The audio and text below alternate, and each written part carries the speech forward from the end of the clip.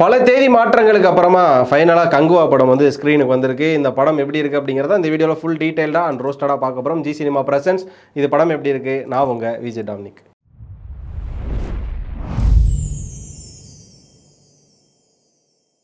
So இந்த படத்தோட review போகிறதுக்கு முன்னாடி ஃபஸ்ட்டே ஒரு விஷயம் சொல்லிடுறேன். சூர்யா ரசிகர்கள் யாராவது இருந்தால் தயவு செஞ்சு இந்த வீடியோ ஸ்கிப் பண்ணிடுங்க. காரணம் இந்த படம் அப்படி இருக்கும், இந்த ரிவ்யூ இப்படி இருக்கும் அப்படிலாம் கிடையாது. நீங்கள் ஆல்ரெடி இந்த படத்தை பார்த்து என்ன மாதிரியான மைண்ட் செட்டில் இருப்பீங்க, எவ்வளோ மன உளைச்சலில் இருப்பீங்க, எவ்வளோ பண உளைச்சலில் இருப்பீங்கன்றதெல்லாம் எனக்கு தெரியும். நானும் உங்களை கொஞ்சம் உளைச்சல் கொடுக்கக்கூடாது அப்படிங்கிற ஒரே நல்ல எண்ணத்தில் சொல்கிறேன். தயவு செஞ்சு இந்த ரிவ்யூ பார்த்துறாதீங்க. ஸோ கங்குவா படத்தோட ஒன்லைன் என்ன அப்படின்னு பார்த்தீங்கன்னா, இப்போ 2024 ஃப்ரான்சிஸ் அப்படிங்கிற ஒரு கேரக்டரில் வாழ்ந்துட்டு இருக்கார் சூர்யா. அவரோட தொழில் என்ன அப்படின்னு பார்த்தீங்கன்னா பவுண்டி ஹண்டர். அதாவது காவல்துறை அவங்களுக்கு கொடுக்கப்படக்கூடிய ஒரு அசாத்தியமான ஒரு அசைன்மெண்ட்ஸ்லாம் என்ன பண்ணுவாங்க அப்படின்னா, இது மாதிரி ஒரு அன்ஃபார்மலில் ஒரு கூலிப்படைன்னு கூட சொல்லலாம், அது மாதிரியான ஒருத்தவங்களுக்கு பணம் கொடுத்து செய்யக்கூடிய ஒரு அமைப்பு தான் பவுண்டி ஹண்டர். சூர்யா வந்து பணத்துக்காக போலீஸால் செய்ய முடியாத ஒரு அசாத்தியமான அசைன்மெண்ட்ஸ்லாம் பண்ணி கொடுக்குற ஒரு பர்சனாக தான் இருக்கார். அவரோட லைஃப் ஸ்டைல் ஃபுல்லாமே கோவாவில் தான் இருக்குது. ஸோ இப்படி 2024 வாழ்ந்துகிட்டு இருக்க இதே ஃப்ரான்சிஸ் ஆன சூர்யா 1000 வருடங்களுக்கு முன்னாடி ஒரு அவதாரத்தில் வாழ்ந்திருக்கார். அந்த அவதாரத்தோட பேர் தான் கங்குவா. ஸோ அப்போ அவர் கங்குவாவாக இருக்கும்போது அவர் ஒரு மக்களுக்கு வந்து ராஜாவாக இளவரசனாக இருந்திருக்காரு. அப்போ அவர் பார்த்தீங்க அப்படின்னா ஒரு வாக்கு கொடுக்குறாரு. அந்த வாக்கை காப்பாற்ற முடியாமல் போயிடுது. அதுக்கப்புறமா நிறைய இன்சிடென்ட்ஸ்லாம் நடக்குது. அப்போ கொடுத்த வாக்கை காப்பாற்ற முடியாத கங்குவா என்ன சொல்கிறாரு, எத்தனை ஜென்மம் எடுத்து வந்தாலும் உனக்கு கொடுத்த வாக்கை காப்பாற்றுன்னு ஒரு வார்த்தை விடுறாரு. அதனாலே பார்த்தீங்கன்னா 1000 வருஷம் கழிச்சு 2024 இந்த இடத்துல வந்து நிற்கிறாரு. காப்பாற்றுங்க, ஸோ கொடுத்த வாக்க 1000 வருஷம் கழிச்சு சூர்யா காப்பாற்றினாரா இல்லையா? இதற்கு இடைப்பட்ட காலங்களில் கங்குவா எப்படிப்பட்ட வாழ்க்கையை வாழ்றாரு, இங்கே ஃப்ரான்சிஸ் எப்படிப்பட்ட வாழ்க்கையை வாழ்றாரு, இவங்க ரெண்டு பேருக்கு எங்கே கனெக்ட் ஆகுது, இதுல வந்து பாபி டியோல் எங்க வராரு, எங்க இது மாதிரியான ஆக்ஷன் சீக்வன்சஸ்லாம் இருக்கு அப்படின்னு சொல்லி நிறைய விஷயங்களை உள்ள அமைச்சுக்கிட்ட ஒரு படம் தான் கங்குவா. எப்படி கதை கேட்கும்போது சூப்பரா இருக்கா? நல்லா இருக்கு. நல்லா இருக்கியா? நல்லா இருக்கு. நல்லா தானே இருக்கியா? நல்லா இருக்கும்போது இதே மாதிரி தான் சிறுத்தை சிவா வந்து உட்காந்து ஞானவேல் ராஜாட்ட கதை சொல்லும்போது அப்படியே புல்லரிச்சு 1000 கோடி நம்ம கன்ஃபார்ம்டா அப்படின்னு சொல்லி அவர் ஒரு பக்கம் சந்தோஷமா வந்திருப்பாரு. ஞானவேல் ராஜாவும் சிறுத்தை சிவாவும் போய் சூர்யா கிட்ட கதை சொல்லும்போது கண்ணா இன்னொரு லட்டு தின்ன ஆசையான் மாதிரி சூர்யா ஒரு பக்கம் யோசிச்சிருப்பாரு. சூர்யா இதெல்லாம் யோசிச்சவர் இந்த படத்தை பண்ணலாமா வேணாமான்னு யோசிச்சிருக்கலாம். பட் அவசரப்பட்டு இப்படி ஒரு படத்தை பண்ணிட்டாங்க. சிறுத்தை சிவாவும் ஞானவேல் ராஜாவும் சூர்யா கிட்ட சொன்ன கதை தான் படமாக வந்திருக்காங்கிற கண்டிப்பாக இல்லை அப்படிங்கிறதான் உண்மை. சார் சவுண்ட் வரலையே சார், எல்லாரும் என்ன ஏமாத்துறாங்க. முதல்ல வந்து ஒரு படத்துக்கு தேவை அப்படின்னு பார்த்தீங்க அப்படின்னா முதல்ல starting opening, interval block and climax, இது 3 தான் வந்து ஒரு படத்துக்கு எப்போதுமே பில்லர் ஆஃப் த மூவின்னு சொல்லுவாங்க. படத்தோட ஓப்பனிங் வந்து படும் மோசமான ஓப்பனிங். 2024 மோசமான ஓப்பனிங் கொண்ட படங்களில் மிக முக்கியமான ஒரு படம். இந்த சிறுத்தை சிவாவோட ஒரு எப்படி சொல்கிறது, அவரோட ஐடென்டிஃபிக்கல் ஃபிலிம் சொல்லுவோம்ல, அந்த ஹீரோக்கான பில்டப்பு. இப்போ என்னப்பா பண்ணிகிட்டு இருக்காரு ஃப்ரான்சிஸ், என்னப்பா பண்ணிகிட்டு இருக்காரு, இப்போ வந்து அவர் எல்லாரையும் போட்டு ஜிம் பண்ணிகிட்டு இருக்காரு. அதாவது ஃபைட்டு மூலமாகவே அவர் ஒர்க் அவுட் பண்ணுறாராம். இப்போ பார்த்தீங்கன்னா பைசெப்ஸுக்குன்னு சொல்லி ஒரு ஒர்க் அவுட், அதில் பார்த்தீங்கன்னா 2 பேரை அடித்து அவங்கள தூக்கி பைசெப்ஸை காட்டுறாரு. இப்போ பார்த்தீங்கன்னா செஸ்ட்டு ஒர்க் அவுட்டுன்னு சொல்லி செஸ்ட்டுக்கு 2 பேரை தூக்கி செஸ்ட்டை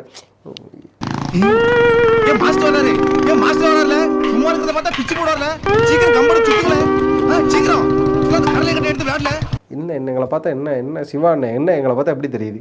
நாங்கள் வந்து இன்னமுமே வந்து சினிமா அறிவு இல்லாமல் ஒத்த கையில் தொட்டால் விரல் பின்னாடி ட்ரெயின் பின்னாடி ஓடுற படங்களை பார்த்துக்கிட்டு இருக்கோன்ற மாதிரி எங்களுக்கு தெரியுதா?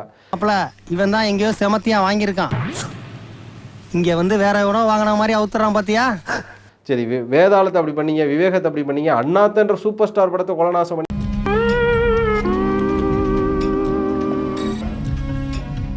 எல்லாத்தையும் தாங்கிட்டு இருந்தா உங்களுக்கு தமிழில் எவ்வளோ கிரிட்டிக் வந்தது, அதை நீங்கள் பூர்த்தி பண்ணிக்கிற மாதிரி இருக்கிறதுக்கு ஒரே சான்ஸாக இருந்தது கங்குவா.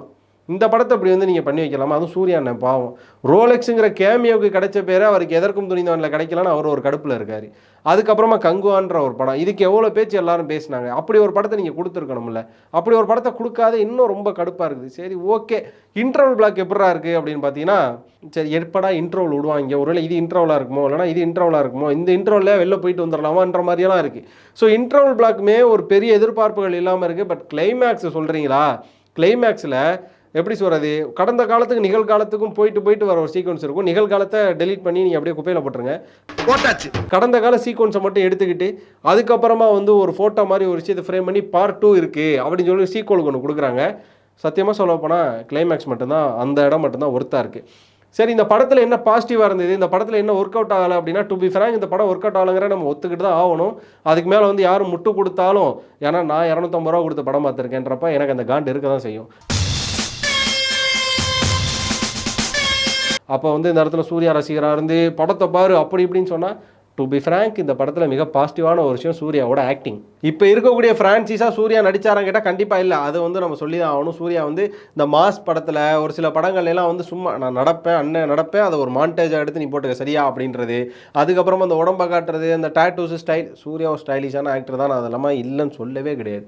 அதுக்கு அதை மட்டுமே எங்களால் பார்க்க முடியாதுல்ல. ஸோ அதனால் வந்து ஃப்ரான்ச்சைஸாக இருக்கக்கூடிய சூர்யா வந்து எவ்வளோ ஆப்ட் ஆனார் முதல் 20 நிமிஷத்துக்கு கேட்டிங்கன்னா கண்டிப்பாக ஆப்ட் ஆகலை. அதனால் அந்த சூர்யா நம்ம ஒரு பக்கம் விட்டுருவோம். ஒருவேளை வந்து சிறுத்தை சிவா சொல்லியிருப்பார் போல், நீங்கள் ரெண்டுலேயும் ஒரே மாதிரி நடிச்சிங்கன்னா உங்களுக்கு டிஃப்ரென்ஷியேட் தெரியாது, கங்குவால நல்லா நடிங்க, அப்போ இந்த படத்தில் நடிக்கிற மாதிரி நடிங்க அப்படிங்கிற மாதிரி சொல்லியிருப்பாரு. அதனால் கங்குவால வந்த அந்த கங்காங்கிற போர்ஷனை சூர்யா வந்து நெயில் பண்ணி கொடுத்துருக்காரு. பயங்கரமாக பெர்ஃபார்ம் பண்ணியிருக்காரு.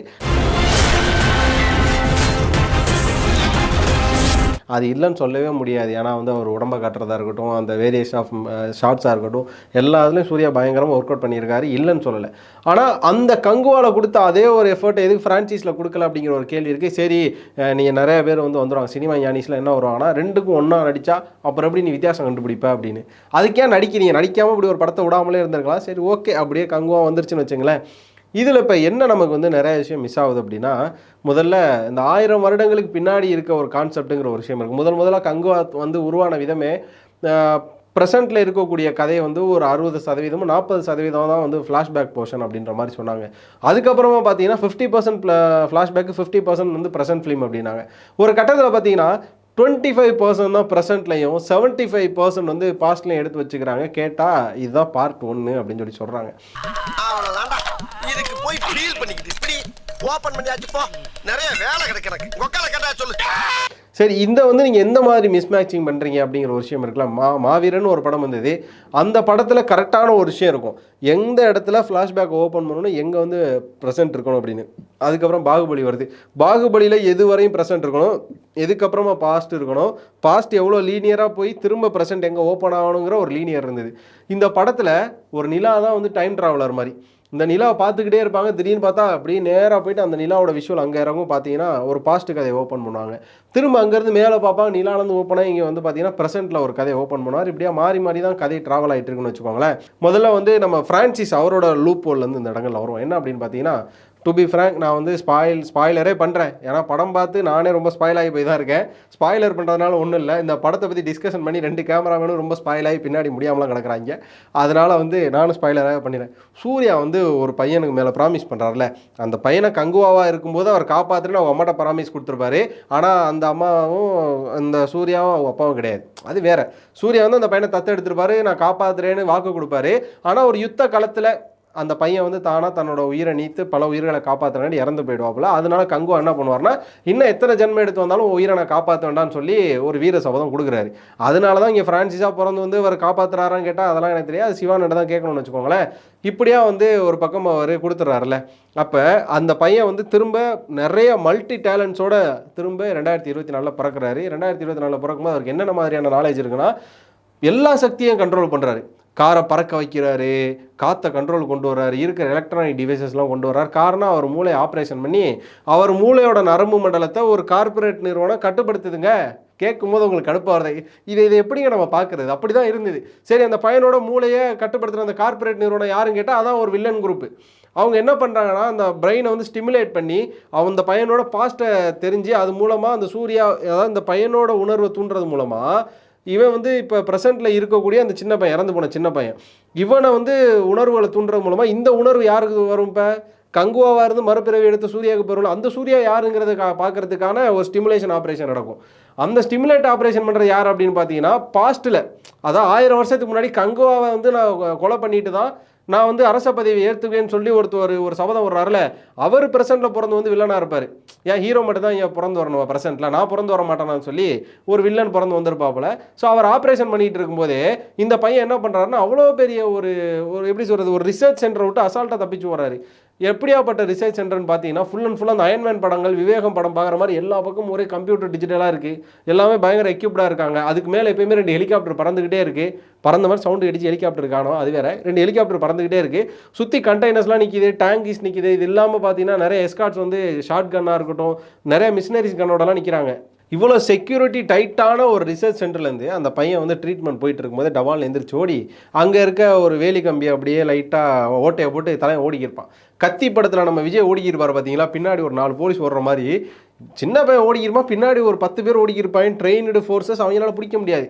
சரி ஓடி எங்கே போவார், நேராக போய் தண்டாளத்துன்னு பேனு ட்ரெயின் வரும், அடித்து செத்து போயிடுவானா அப்படி பார்த்தா அதான் இல்லை. அவ்வளோ ஸ்பீடாக போகிற ட்ரெயினோட இன்ஜினுக்குள்ளே தலைவன் படுத்து தூங்கிட்டு இருப்பான்.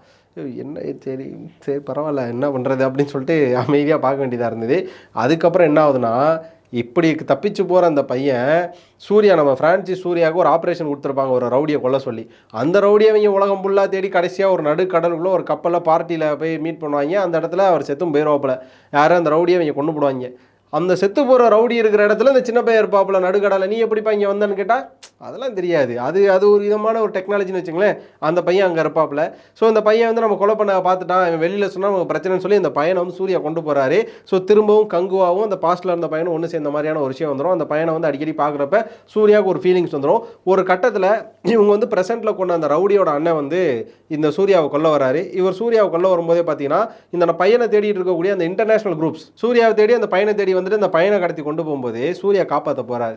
இங்கே தாண்டா Siva you are the cringe star அப்படிங்கிற நிரூபிச்சிருப்பார். என்ன அப்படின்னு பார்த்தீங்கன்னா, சூர்யாவோட கையை அதாவது கஃப்பு போட்டு விலங்கு போட்டு கட்டி வச்சிருப்பாங்க.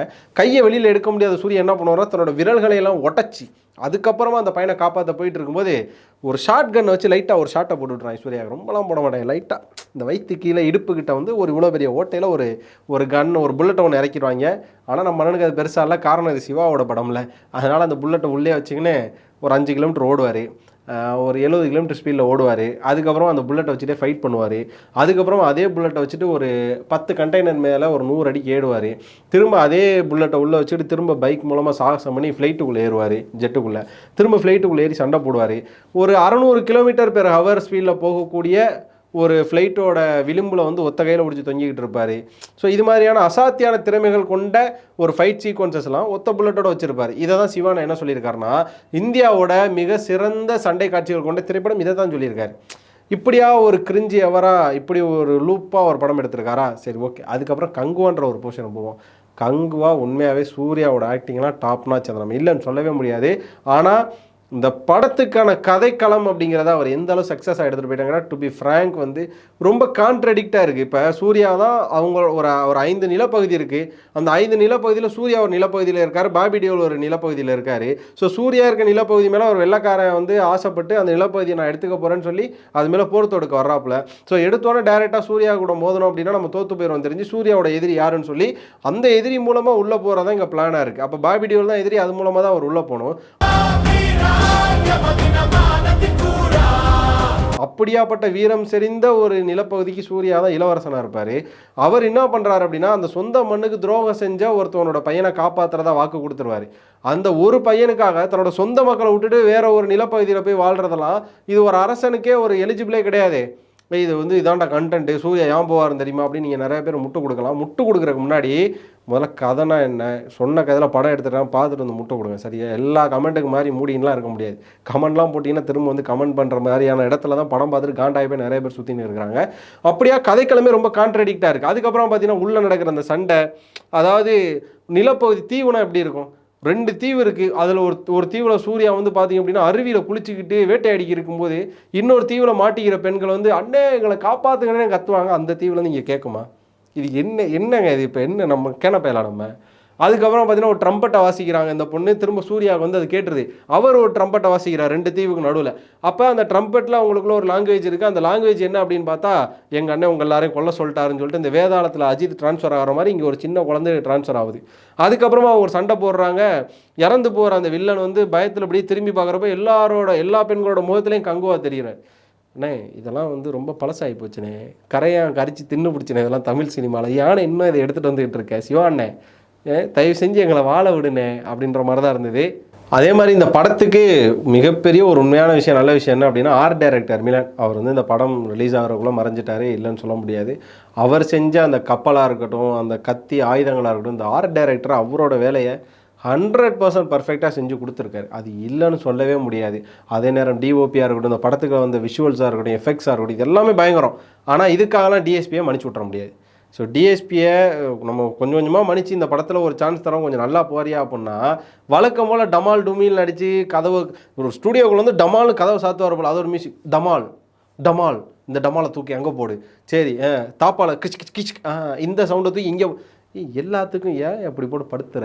பேக்ரவுண்ட் மியூசிக்லாம் வீட்டில் அம்மா அந்த தோசை கல் அப்படி சுரண்டி இப்படி தவக்குன்னு திருப்பி விடும் சவுண்டு, அது மாதிரி டமால் டுமால் டமால் டுமில் அடித்து வர்றவங்கலாம் பாதி பேர் தலைவலி. எதை அப்படி சொல்கிறது, 250 ரூபா டிக்கெட்டு, 120 ரூபா பார்க்கிங்கு, ப்ளஸ் வந்து ஸ்நாக்ஸ் எல்லாம் சேர்த்து 500 ரூபா கொடுத்து படம் பார்க்க வந்ததுக்கு 100 ரூபா எக்ஸ்ட்ரா கொடுத்து போய் மெடிக்கலில் மாத்திரம் எதுக்கு? அப்படிப்பட்ட ஒரு மியூசிக் தான் இங்கே தேவஸ்ரீ பிரசாத் போட்டு கொடுத்துருக்காப்புல. அதனால் அவர் அந்த படத்தில் மன்னிக்கவே கூடாது, அதுதான் மிக உண்மையான ஒரு விஷயம். சரி ஓகே, இப்படியா வந்து கங்குவா நம்ம பாஸ்ட்டில் கங்குவாவாக இருக்கவர் ப்ரெசென்ட்டில் ஃப்ரான்சிஸை காப்பாற்றினார் இல்லையா அப்படின்னு கேட்டால், அது இப்போதைக்கு சொல்ல மாட்டாங்க, அதை பார்ட் 2ல் சொல்லி முடிப்போம் அப்படின்னு சொல்லி போட்டாங்க. அதுக்கப்புறம் முதல்ல ஒரு விஷயம் சொல்லியிருந்தேன் தெரியுமா, இப்போ அதான் கிளைமேக்ஸில் ஒரு வில்லன் வராரு பயங்கரமாக இருக்குது அப்படின்னா, அது வேறு யாரும் இல்லை, கார்த்தி அவர்கள் தான். இதை எதுக்கு நான் உங்கள்கிட்ட சொல்லாமல் இருந்து, ஊருக்கே தெரிஞ்சு போயிருக்கோம், உங்கள்கிட்ட நான் சொல்லாமல் இருந்து ஒன்றும் ஆகிறதில்ல. ஏன்னா வந்து நிறைய கிரிட்டிக்லேருந்து சினிமா சைடில் எல்லாருமே சொல்கிறேன், இந்த படத்தோட கதை மேலே நிறையா விமர்சனங்கள் வந்ததுனால வாண்டடாக வந்து கார்த்தியை கூப்பிட்டு நடிக்க வச்சுருக்காங்க அப்படின்னு. எனக்கு என்ன தோணுது அப்படின்னா, பாபி டியோவில் இருக்கக்கூடிய அந்த ஒரு நிலப்பகுதி வந்து சரி, அவங்க வந்து ஒரு அரக்கர்கள்ன்ற மாதிரியான ஒரு விஷயத்தில் காமிக்கிறாங்க, விஷுவலில் காமிக்கிறீங்க, அந்த கலர் கரெக்ஷன், ஒரு கிளாரிட்டி, இதெல்லாம் எப்படி வந்து எடுத்துக்கிறது அப்படிங்கிறதுல ஒரு கலர் கரெக்ஷன் டிஐ ஒர்க் பார்க்காத மாதிரி தான் இருக்குது. அதுக்கப்புறமா வந்து கார்த்தி பார்த்தீங்கன்னா பாபி டியோலோட வைப்பாட்டியின் மகனாக ரோல் பண்ண இங்கே வராப்பில். அப்போ எனக்கு என்ன சந்தேகம்னா, இந்த ஃபேன்சி ட்ரெஸ் காம்படிஷனில் ஒரு ஆதிவாசியாக நீ போட்டு வாப்பா அப்படின்னா ஒரு ட்ரெஸ்ஸை போட்டுடலாம், அது மாதிரி கார்த்தியை வந்து இறக்கி விட்டு பல்லு ஃபுல்லாக மஞ்சள் ஆக்கி விட்டு, மேலே 4 பல்லு கீழே 4 பல்ல ஸ்கெட்சு மார்க்கரை வச்சு ரெட் ஆக்கி விட்டு, அதான் கார்த்தின்னு கூப்பிட்டு வராங்க. சரி, அந்த 8 பல்லோட ரத்தத்துக்கு என்ன அர்த்தம்? கார்த்தி யாரையாவது கழுத்தை பிடிச்சி ரத்தத்தை குடிச்சிட்டு வந்தாருன்னு எடுத்துக்கணுமா? இல்லை கார்த்தி யாரையா வந்து அடிச்சு கொண்டாரு, அந்த ரத்தம் வந்து கரெக்டாக 8 பல்ல எடுத்துக்கிச்சுன்னு எடுத்துக்கணுமா? அப்படி இல்லை கார்த்திக் வந்து பல்லு வலினால ரத்தம் கொடுத்துன்னு எடுத்துக்கணுமா? எப்படி எடுத்துக்கிறேனே தெரியலையே. ஸோ கார்த்தி வந்து ஒரு காமெடி கலந்த ஒரு டெரிஃபிக் வில்லனாக காட்ட ட்ரை பண்ணியிருக்காரு, அப்படி தான் அவர் எலவேட் ஆகிருக்காரு. அது பாஸ்ட்டோட முடிச்சிருக்க வேண்டியது. ப்ரெசென்ட்டில் அதே கார்த்தி வந்து நெத்தியில் டாட்டுவை குத்திக்கிட்டு, நெத்தியில் அதே விஷயங்களை வச்சுக்கிட்டு, அவரை எல்லாருக்கும் ஃப்ரான்சிஸாக தான் தெரியும், எனக்கு அவனை முன்னாடியிலேருந்தே தெரியும், அவன் பேர் கங்கு வா அப்படின்னு சொன்னதுக்கப்புறம் படத்தை ஒன்று முடிக்கிறாங்க. அப்போ பார்த்தீங்கன்னா ஃப்ரான்சிஸு இப்போ இருக்கிற கார்த்தி, அதுக்கப்புறம் பார்த்தீங்கன்னா கங்குவா, அப்போ இருக்கிற ரத்த கசீசனா அப்படி ஒரு பேர்னு வச்சுங்களேன், அவரை தூக்கி போட்டு பார்ட் 2ன்னு சொல்லி இப்படி சூர்யா கையை காட்டுவார். அதுக்கப்புறம் பார்த்தீங்கன்னா வா அப்படின்னு கூப்பிடுவார், பார்ட் 2 வரப்போகுதுன்னு சொல்லி முடிச்சிடுவாங்க. சிவா அண்ட் டீம் சொல்லி இந்த படத்தை முடிச்சிடுறாங்க. ஒரு நல்ல கதையை நல்லபடியாக எடுத்திருக்கலாம், அதை ஏன் எடுக்காமல் விட்டாருங்கிற முதல் கோவம். 2வது கோவம், இந்த படத்தை அவர் எப்படியா இருந்தாலும் பார்த்துருப்பாரு, பார்த்து எதுக்கு ஃபேக்காக நிறைய ப்ரொமோஷன்ஸில் பேசினாருங்கிற 2வது கோவம். அஜித்தாவே இருந்தாலும் வேதாளம் படம் நல்லா இல்லைன்னா நல்லா இல்லை, விவேகம் நல்லா இல்லைன்னா நல்லா இல்லைன்னு சொல்லி விவேகத்தில் ஆரம்பித்து அண்ணாத்த படம் வரையும் சிவாவுக்கு எவ்வளோ கிரிட்டிக்ஸ் இங்கே வந்து தெரியும். அப்போ தமிழ் சினிமா, தமிழ் ஆடியன்ஸ் எப்படிப்பட்ட படம் பிடிக்கும் தெரிஞ்சு எடுத்து அவர் ஏன் எடுக்கலை? அப்போ என்ன படம் கொடுத்தாலும் நாங்கள் பார்த்துருவோம் நினச்சி அவர் ஒரு இர்ரெஸ்பெக்டபுளாக ஒரு படம் எடுத்துட்டார்ல, அது ஒரு கோவம். இதெல்லாம் தாண்டி எனக்கு எங்கே சந்தேகமாக இருக்குன்னா, நீங்கள் ஒரு டேரக்டரானே எனக்கு சந்தேகமாக இருக்குது. ஏன்னா டேரக்டர் அப்படிங்கிறவர் வெறுமனமே ஒரு படம் எடுத்து கொடுக்குறவரில், அந்த படத்தை நீங்கள் போய் உள்ளே பார்த்தா தெரியும். அந்த கங்குவா போர்ஷன்ஸ் வர்றப்பா அப்படிலாம் அந்த ஊர் மக்கள்லாம் சுத்தமாக நடிக்கவே இல்லை, சும்மா அட்மாஸ்பியரில் வந்து எல்லாம் நில்லுங்க, இது மாதிரி ஒரு பழங்குடியினர் மாதிரியான காஸ்டியூம் போட்டு நின்னா போதும், நடிக்கலாம் தேவையில்லைன்னு சொல்கிறது. அதுக்கப்புறமா அந்த ஒரு எப்படி சொல்கிறது, இந்த மன்னர்கள் காலம் அப்படின்னாலே அந்த முரசு வாசிக்கிறதுன்ற மாதிரியான ஒரு விஷயங்கள்லாம் பார்த்துருப்போம். 24 ஹவர்ஸும் முரசு வாசிச்சுக்கிட்டே இருப்பாங்க, ஆனால் அந்த முரசு வாசிக்கிற அந்த முரசு மேலே அவங்க கையில் வச்சுருக்க அந்த குச்சியே படாது. என்ன போரான ஒரு ஆக்டிங்காக இருக்கட்டும், சுற்றி இருக்கவங்களோட ஆக்டிங்காக இருக்கட்டும், அந்த படம் ஃபுல்லாமே அந்த கங்குவா, அதாவது சூர்யா இருக்கக்கூடிய ஊரில் அந்த 25 பெண்கள் சண்டை போடுவாங்க, அதை விட்டால் சூர்யா தான் சண்டை போடுவார், வேறு யாரும் சண்டையே போட மாட்டார். படம் ஃபுல்லாக பில்டப் டைலாக்ஸ். ஏன் இவ்வளோ டைலாக் எழுதுற? சூர்யா வந்தாலே மாசாக தான் இருப்பாப்புல. இப்போ ரோலெக்ஸன் வந்து ரோலெக்ஸ் என்ன மாஸ் டைலாக் பேசிட்டு வந்தாப்புலையா? எதுக்கு இவ்வளோ? எனக்கு புரியலை. இவ்வளோ பில்டப் கொடுத்தா தான் தமிழ் சினிமாவில் ஒருத்தர் எலவேட் ஆகணும் இனிமேல் கிடையாது. படம் ஃபுல்லாக டைலாக். அந்த அம்மா வந்து மேலே இருக்கிற இடி கீழே வந்து இடிச்சா, அது வந்து நடிச்சா, இந்த கப்பல் இங்கே போச்சுன்னா அது காரணம் கங்குவா அப்படிங்கிறார். இந்த பக்கம் யோகி பாபு இருந்துட்டு பைசெப்ஸுக்கு ஒர்க் அவுட் பண்ணால் அதை தூக்கி அங்கே அடித்தா, இதை தூக்கி எங்கே அடித்தா, இதுதான் ஃப்ரான்சிஸ்ன்ற. எதுக்கு ஏன் அவ்வளோ பில்டப் கொடுக்குறீங்க? முதல்ல இவ்வளோ யூஷுவல் சினிமா வாங்க. பக்கத்து இண்டஸ்ட்ரியிலாம் பயங்கரமாக படம் எடுத்து எங்கேயோ போயிட்டு இருக்கிறாங்க. இன்னும் வந்து இப்படி எடுத்துகிட்டு இதில் வந்து பாகுபலியை கொண்டாடுவேன், நீ இதை கொண்டாட மாட்டாங்க. பாகுபலி எப்படிப்பட்ட படத்தை கொடுத்துருக்காங்க, காந்தார் எப்படி ஒரு படத்தை கொடுத்துருக்காங்க, நீ இப்படி ஒரு படத்தை எடுத்தால் உன்னை என்ன பண்ணுவாங்க. ஸோ அதெல்லாம் வந்து ஒரு கோவம். அதுக்கப்புறம் ஞானவேல் ராஜா அவர் அண்ணனை பற்றி சொல்லணும் அப்படின்னா, வாய்ப்பு கிடைச்சா உரியணும் கூடாது அப்படின்னு ஒரு டைலாக் ஒன்று இருக்கும், அதை ஃபில் பண்ணிக்கங்க. அப்படி தான் வந்து ஞானவேல் ராஜா பண்ணது. இதில் ஒரு 300 கோடியை வேறு அவர் போட்டிருக்காரு. அது அவர் காசு உண்மையாக, சூர்யா அவரோட காசு அது வேறு தெரில, அது ஒரு பக்கம் இருக்குது. இதை தாண்டி அவர் வந்து ஒரு ஸ்டேஜில் சொல்லியிருப்பார், எல்லார் கையிலையும் இந்த இது பாஸ் இருக்குன்னு நினைக்கிறேன், ஆடியோ லான்ச் பாஸ் இருக்குன்னு நினைக்கிறேன், இதை கையில் வச்சுக்கோங்க, டிசம்பரில் எப்போ தேதின்னு தெரில சொல்கிறேன், நீங்கள் எல்லாம் சக்ஸஸ் மீட்டுக்கு வாங்க, அந்த பாஸ் இருந்தால் எனக்கு ஒரு பாஸ் அமுச்சு விடுங்க, நானும் வரேன் நேரில் ஒரு 4 வாரத்தை நறுக்குன்னு கேட்குறதுக்கு. ஏன் அந்த பாஸெல்லாம் திரும்ப அந்த பாஸ் செல்லாதுன்னு சொல்லி ஒரு ட்வீட் போடுங்க. அந்த பாஸை வச்சுட்டு அவனும் சக்ஸஸ் மீட்டுக்கு தேடி வந்து வேறு ஏதாவது சம்பவம் பண்ணுற போகிறான். ஏன் உங்கள் 2 பேருக்கு விளாட்றது வேறு ஒருத்தரோட லைஃபே கிடைக்கல, அவரே பாவம் பல பிரச்சனையில் இருந்துருக்காப்புல, அவரை கூப்பிட்டு அவரை நடிப்பெல்லாம் வேஸ்ட் பண்ணி. இது இல்லாமல் நான் வந்து ஃபோனில் ஒன்று எடுத்து வச்சுருக்கேன், இதே இந்த இடத்துல சொல்லிடுறேன், இது உங்களுக்கு எந்தளவு இருக்குன்னு பார்த்துட்டு போங்க. அதாவது இந்த படத்தோட ஆடியோ லான்ச்சு ப்ரொமோஷன்ஸில் இந்த டீம் பேசினது முதல்ல என்ன அப்படின்னு பார்த்தீங்கன்னா, 2000 கோடி தமிழின் முதல் பேன் இண்டியா ஹிட் இதுதான் சொன்னது யார், அண்ணன் ஞானவேலு. அதுக்கப்புறம் பார்த்தீங்கன்னா, கட்டுப்படுத்த முடியாத காட்டாறு, அது யார் சொன்னது, நம்ம சிறுத்தை சொல்லியிருக்கு. அதுக்கப்புறம் பார்த்தீங்கன்னா, இந்தியாவே வாயை பிளந்து பார்க்கும் சூர்யா. அண்ணே சத்தியமாக வாயை பிளந்துன்னு பார்க்குது, வாயில் கை வச்சுன்னு பார்க்குது, ஆனால் அது எந்த கோணத்தில் பார்க்குதுன்ற ஒன்று இருக்குல்ல, இப்போல்லாம் பேசாதண்ணே. அடுத்து திரை தீப்பிடிக்கும் வெற்றி டிஓபி. சரி நீங்கள் வந்து டெக்னீஷியன், உங்களை நான் எந்த குறையும் சொல்ல முடியாது, சரி அதனால் உங்களை விட்டுறேன். 100 தடவை பார்த்துட்டேன். மதன் கார்கி சொல்லியிருக்காரு, இந்த படத்தை நான் 100 தடவை பார்த்துட்டேன். 100 தடவை நீ பார்த்தியானே, ஒரு தடவை யார் இந்த படத்தை வந்து பார்த்துறாதீங்கன்னு ஒரு ட்வீட் போட்டியா, இல்லை எங்கள்கிட்ட சொன்னியா? நீ 100 தடவை பார்த்து என்ன கஷ்டத்தை அனுபவிச்சியோ அதே தான் எங்களை அனுபவிக்க பார்த்துட்டியா? அதுக்கப்புறம் பார்த்தீங்கன்னா, சூர்யா அரசியலுக்கு வரணும், போஸ் வெங்கட். அதாவது அவரோட அண்மையில் ரிலீஸ் ஆன சார் படத்தில் நான் ப்ரொடக்ஷன் கோஆர்டினேட்டராக ஒர்க் பண்ணேன். இது இல்லாமல் வந்து சின்ன வயசுலேருந்தே அவரை பார்த்து வளர்ந்தனால அவர் மீது எப்போதுமே எனக்கு ஒரு மரியாதை இருக்கும். அவர் கொடுத்தப்பட்ட கேரக்டரை பயங்கரமாக நெயில் பண்ணியிருக்காரு. அது படத்துலையும் சரி ஆடியோ லான்ச்லேயும் சரி, அதுக்கு தான் ஒரு உதாரணம். உலகிலேயே மிக சிறந்த நடிகர் சூர்யா தான். கருணாஸ் அவர் வர போர்ஷன்லாம் அந்த கிரிஞ்சஸ்ட் எவர்னு சொல்லுவோம்ல, ஒருத்தனை புகழ் பாடி ஒரு சினிமாவில் சரி ஓகே கருணாசன் சரி ஓகே 38 மொழிகள் 11,500 ஸ்க்ரீன்கள் அப்படின்னு சொன்னது யாருன்னா ஞானவேல். 38 மொழிகள்லையும் 11,500 ஸ்க்ரீன்கள்லையும் ரிலீஸ் இன்னைக்கு காலைல ஆயிருக்கு. நாளைக்கு தேட்டரில் போய் கவுண்ட் எடுங்க எத்தனை ஸ்க்ரீனில் ஓடுது அப்படின்னு. அதுக்கப்புறம் பார்த்தீங்கன்னா 2 மணி நேரம் 10 நிமிஷம் வந்து கூஸ் பம்ப்ஸாக இருக்கும் ஞானவேல். கூஸ் பம்ப்ஸாக இல்லை, எங்களுக்கு ஒரு மூமெண்ட்டாக இருந்தது, எப்படா அந்த படத்தை விடுவாங்க, எங்கடா ஞானவேல் பேசுகிற பார்த்தாலே அப்படிங்கிற மாதிரியான ஒரு சம்பவத்தில் இருந்தோம். அதனால் கூஸ் பம்ப்ஸ்லாம் இல்லை, கொலவெறின்னு சொல்லலாம். மரத்தில் ஏற சொன்னால் உடனே சூர்யா சார் சரசரன்னு ஏறிடுவார். சார் நீங்கள் மரத்தில் ஏறாமல் நல்லா நறுக்குன்னு ஒரு 4 ஏறு சிவாவை பிடிச்சி ஏறியிருந்தீங்கன்னா கம்முன்னு வந்துருப்பாப்புல, இது மாதிரியான படங்கள் எடுக்காமல். இல்லைனா அவர் வீட்டுக்கு வந்திருந்தப்போ நம்ம சிவகுமார் சார்கிட்ட ஒரு செல்ஃபி எடுக்க சொல்லி அமைச்சிருக்கலாம், அவர் போய் வீட்டை விட்டு எல்லாம் போயிருப்பார். அதெல்லாம் பண்ணாமல் இப்படி எங்களை போட்டு பலியாக்கிட்டீங்க அப்படின்ற ஒரு விஷயம் இருக்குது. இந்திய சினிமாவில் பார்க்காத பயங்கரமான சண்டை சீன் இதில் இருக்குது சிறுத்தை. ஆமாம், இந்திய சினிமாவில் எங்கேயுமே கிடையாது. ஹிந்தியில் கூட பார்த்தீங்கன்னா நெத்தியில் புல்லட் வாங்கிட்டு தான் சாப்பிட்டு டீ குடிச்சு காப்பி குடிச்சு புருஷனை பார்த்துட்டு கடைசியாக சாகிற ஒரு வீடியோ பார்த்துருப்போம். ஆனால் இதில் இவ்வளோ பெரிய ஷாட்கன் புல்லட்டை இடுப்பில் வாங்கிங்கன்னு சூர்யா ஒரு 8 கிலோமீட்டர் ஓடுறது, அடுத்து ஒரு 2 மணி நேரம் ஃபைட் பண்ணுறதுலாம் இந்தியாவில் எங்கேயுமே இல்லாத ஒரு சண்டை சீன் தான். கடைசியாக ஒன்று, இன்னைக்கு காலையில் ஒரு உருட்டை போட்டாங்க, மாபெரும் உருட்டு. இந்த உருட்டை பார்க்குறப்ப அசிங்கமாக கெட்ட வார்த்தை வருது. என்ன அப்படின்னு பார்த்தீங்கன்னா, ட்விட்டரில் அதாவது எக்ஸ் வலைதளத்தில் லைக் பட்டனை கங்குவா படத்துக்காக பார்த்தீங்க அப்படின்னா நம்ம எலான் மஸ்க்கு மாற்றிருக்காரு அப்படின்னு சொல்லி ஒரு விஷயத்த சொன்னாங்க. ஏன்னா எலான் மஸ்க்கு கங்குவா படம்னால என்ன தெரியும், ஏன்டா போட்டு கொள்றீங்க. அந்த டிபார்ட்மெண்ட் ஆஃப் எஃபிஷியன்சி இன் அமெரிக்கான்ற மாதிரியான ஒரு விஷயத்துக்கு மாறிட்டார், கவர்மெண்ட் ஆஃப் எஃபிஷியன்ஸ்னு சொல்லி. அமெரிக்கா கவர்மெண்ட்டோட முக்கியமான பங்குக்கு போயிட்டாரு, அவரை போய் வந்து இப்படி சொல்கிற மாதிரியெல்லாம் இருக்குது. அண்ட் ஃபைனலாக பார்த்தீங்கன்னா இந்த ஒரு விஷயத்தை தான் என்னால் நம்பவே முடியலை இப்போ வரைக்கும். ஆனால் இதில் கொஞ்சம் எனக்கு பெருமையாக இருக்குது. என்ன அப்படின்னா, பாகுபலி படம் எடுக்கிறதுக்கு எனக்கு இன்ஸ்பிரேஷனே சூர்யா சார் தான் அப்படின்னு சொல்லி ராஜமௌழி சொல்லியிருக்காரு. நல்ல வேளை பாகுபலி படம் வரும்போதெல்லாம் கங்குவாங்கிற மாதிரியான படத்தை பற்றியோ இது மாதிரியான கதைகள் பற்றியோ கருத்தை பற்றியோ அவருக்கு எதுவும் தெரியாது. ஒருவேளை கங்குவா வந்ததுக்கப்புறம் பாகுபலிங்கிற ஒரு படம் எடுக்க போனார்னா அப்போ என்ன சொல்லியிருப்பாரு, எனக்கு இந்த கங்குவா படம் தான் இன்ஸ்பிரேஷன் பாகுபலி எடுக்கிறதுக்கு. என்ன அப்படின்னா, ஒரு படத்தை எப்படிலாம் எடுக்கக்கூடாதுங்கிறதுக்கு ஒரு பேட் இன்ஸ்பிரேஷனாக மாறி போச்சுங்கிற மாதிரி சொல்லியிருப்பாரு. நீ வந்து எவன்கிட்ட காசு வாங்கின, நீ வந்து விஜய் ஃபேனா, அஜித் ஃபேனா, ரஜினி ஃபேனா, கமல் ஃபேனா, நீ எதுக்கு இந்த படத்தை இவ்வளோ கழுவுற நீங்கள் கேட்கலாம். டு பி ஃபேக்ட் நான் ஓப்பனாக சொல்கிறேன், நீங்கள் போய் தேட்டரில் உங்களோட 2.5 மணி நேரத்தை வேஸ்ட் பண்ண போகிறீங்க. யாரெல்லாம் தேட்டரில் போய்ட்டு வெறும் டிக்கெட் வாங்கி படம் பார்க்குறீங்க, டிக்கெட் வாங்குறீங்க ப்ளஸ் வந்து உங்களோட பைக் பார்க்கிங் போடுறீங்க, அதுக்கு அடிச்சு பிடிச்சி போகிறீங்க, அந்த அவசரத்தில் போலீஸ் ஃபைன் கட்டுறீங்க, அந்த கேன்டீனில் கம்பல்சரி ஏதாவது வாங்கி சாப்பிட்றீங்க, இவ்வளோ விஷயங்கள் இருக்குது. உங்களோட 2.5 மணி நேரத்தை செலவு பண்ணுறீங்க. உங்களோட காசை நீங்கள் தியேட்டரில் கொடுத்து என்ன மாதிரியான மைண்ட் செட்டில் வரீங்கன்றதில் அந்த படத்தில் எதாவது கற்றுக்கணும், இல்லைனா அந்த படம் உங்களை எதாவது என்கேஜ்மெண்ட்டாக வச்சுக்கணும், அதனால்ஸ் அந்த படம் உங்களுக்கு எதாவது டீட்டெயிலாக ஒரு வரலாறையாக கற்றுக் கொடுக்கணும், அப்படி இல்லை அந்த படம் வந்து கோ வித் த ஃப்ளோவாக உங்களை கொஞ்சம் வெளியில் இருக்கிற மென்டாலிட்டியை மறக்க வைக்கணும். அப்படிப்பட்ட எதுவுமே இது இல்லைன்றப்ப அதை எப்படி நான் வந்து ஒரு கொடி பிடிச்சி முட்டு கொடுத்து உங்களுக்கு நல்ல படம் சொல்லி உங்களை நான் ஏமாற்றுவேன்? அப்படி நான் ஒன்று பண்ணாதான் நான் காசு வாங்கிட்டு வேலை பார்க்குற மாதிரி ஒரு கேவலமான ரிவ்யூவாக இருக்குமே தவிர, டு பி ஃபேக்ட் ஓப்பனாக எனக்கு அப்படி ஒரு விஷயம் இல்லை. கங்குவா பார்த்ததுக்கப்புறமா என்னோட ரியாக்ஷன் இதுவாக தான் இருக்குது.